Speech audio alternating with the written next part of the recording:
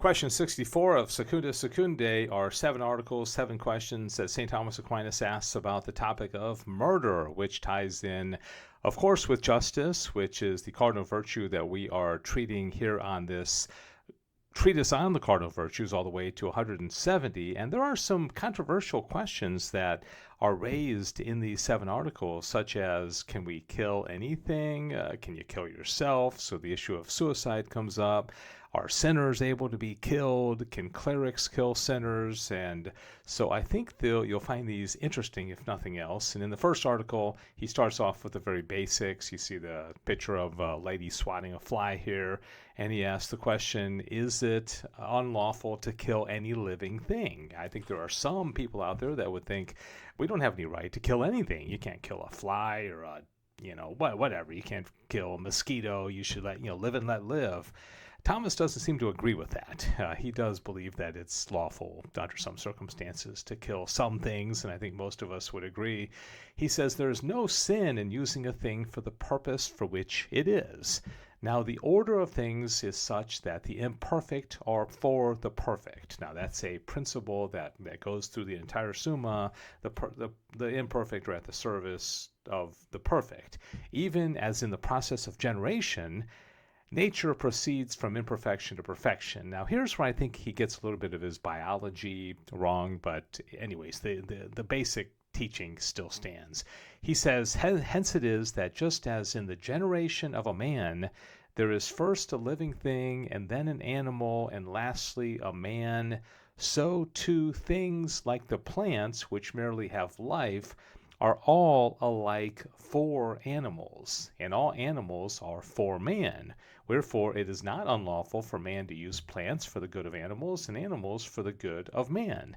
Now he seems to imply here that the animals will eat the plants and we will eat the animals. He doesn't seem to talk about salads or the fact that we also eat plants, but I don't know that that's really the main point here. He says the most necessary use would seem to consist in the fact that animals use plants and men use animals for food, and this cannot be done unless these be deprived of life. Wherefore it is lawful both to take life from plants for the use of animals and from animals for the use of men. I find that interesting that he made it so cut and dry that obviously there's a lot of animals that eat animals, right? Not just plants.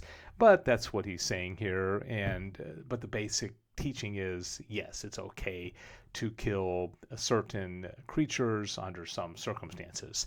Article 2, is it lawful to kill sinners? Now, this is really one of the most controversial teachings in the Summa. It shows up several places with heresy and can you kill heretics? And it's going to come up in the next question about whether you can maim somebody.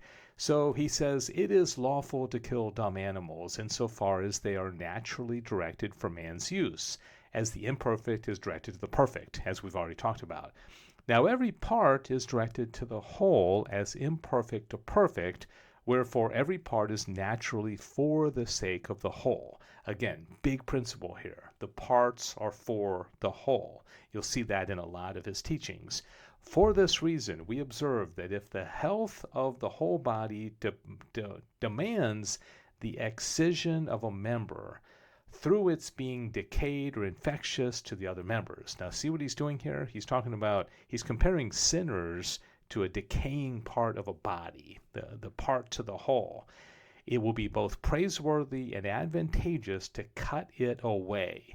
Now, every individual person is compared to the whole community as part to the whole. Therefore, if a man be dangerous and infectious to the community, on account of some sin, it is praiseworthy and advantageous that he be killed in order to safeguard the common good. It's often talked about capital punishment, whether St. Thomas Aquinas would have approved of it.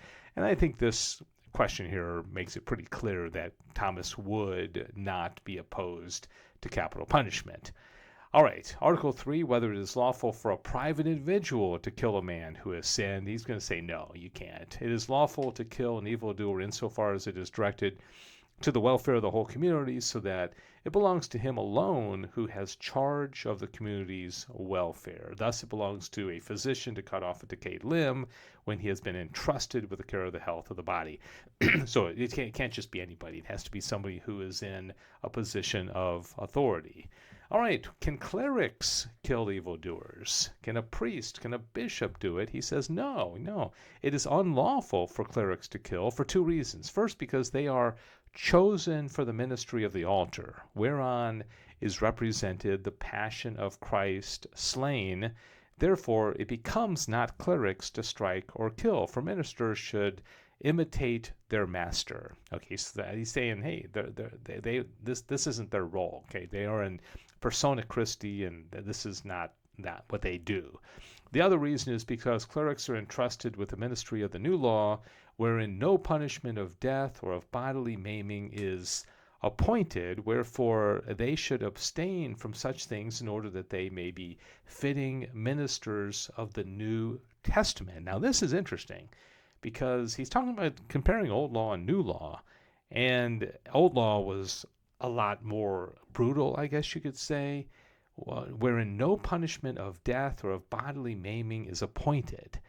And so, interesting that he just said it's okay to kill sinners, but now he's saying clerics shouldn't do it because of the new law. So I find that quite fascinating. Okay, whether it is lawful to kill oneself. Now, I know this is a very sensitive topic, and obviously if this affects you at all, I want to handle this very sensitively because life is very precious. But St. Thomas Aquinas says it is altogether unlawful to kill oneself, and this is for three reasons. First, because everything naturally loves itself, the result being that everything naturally keeps itself in being and resists corruption so far as it can. Wherefore, suicide is contrary to the inclination of nature and to charity, whereby every man should love himself. Okay, so I think that's pretty. It's a good reason. Hence, suicide is always a mortal sin, as being contrary to the natural law and to charity. Secondly, because every part as such belongs to the whole. Now, here's that same principle again that we see many times. Now, every man is part of the community in so much as he belongs to the community. Hence, by killing himself, he injures the community. I really like that one. Thirdly, because life is God's gift to man and is subject to his power, who kills and makes to live. Hence, whoever takes his own life sins against God, even as he who kills another slave sins against that slave's master, and he who usurps to himself judgment of a matter not entrusted to him. All right, so I do want to say that, the teaching of the church right now is not that every person who commits suicide goes to hell automatically. The church says we leave it to, it's God's decision, the mercy of God. And so I just want to say that in case you know somebody who did commit suicide, even though Thomas says it's a mortal sin. Objectively speaking, it is a mortal sin, but only God judges. Article 6, whether it is lawful to kill the innocent. He says an individual man may be considered in two ways. First, in himself. Secondly, in relation to something else. If we consider a man in himself, it is unlawful to kill any man, since in every man, though he be sinful, we ought to love the nature which God has made and which is destroyed by slaying him. Okay, so man is good. Okay, this is Thomas establishing the fact that man is precious. Nevertheless, the slaying of a sinner becomes lawful in relation to the common good, which is corrupted by sin. On the other hand, the life of righteous men preserves and forwards the common good, since they are the chief part of the community. Therefore, it is in no way lawful to slay the innocent. Okay, so again, he's reiterating, he's doubling down on the fact that you can kill the sinner because they are an infection to the society. And finally, can a man lawfully kill in self-defense? Nothing hinders one act from having two effects, only one of which is intended while the other is beside the intention. Now, moral acts take the species according to what is intended and not according to what is beside the intention. Accordingly, the act of self-defense may have two effects, One is saving one's own life. The other is the slaying of the aggressor. Therefore, this act, since one's intention is to save one's own life, is not unlawful, seeing that it is natural to everything to keep itself in being as far as possible, and yet, through proceeding from a good intention, an act may be rendered unlawful if it be out of proportion to the end. Wherefore, if a man in self-defense uses more than necessary violence, it will be unlawful. Okay, so there's a little caveat there. So that is the end of this question, these 7 articles on murder. And I think the principles here is that Thomas is looking for the common good because it comes up in the killing of the sinner, the killing of oneself, and it just keeps coming back, self-defense. And so the common good is always going to be more important than the individual good, but also life is precious, innocent life is precious. But sinners will be an infectious, as I said, compares them to an infected part of the body that needs to be cut off, right? Okay, well, thank you for joining me, and I hope you enjoyed these teachings from St. Thomas Aquinas on the topic of murder. God bless you.